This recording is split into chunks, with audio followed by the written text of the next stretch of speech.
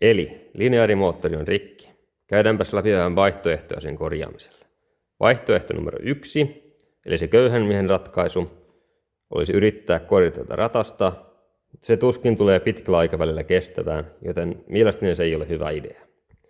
Vaihtoehto 2 on nimenomaan se, että vaihdetaan tämä sisällä oleva moottori uuteen.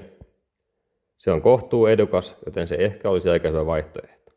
Vaihtoehto 3. Ostetaan varaosatiskiltä uusi lineaarimoottori.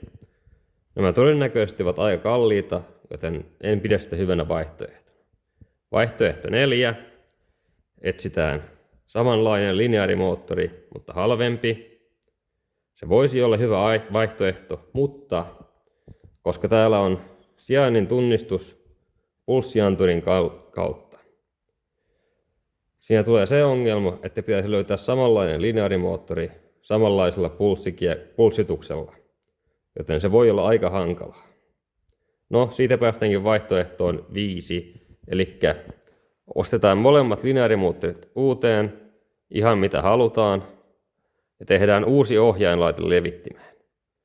Tällöin me saataisiin itse suunnitella koko järjestelmä uusiksi ja tehdä sellainen kuin me justiinsa halutaan, eikä olla riippuvaisia siitä, että pitäisi käyttää jonkun tietyn valmistajan osia.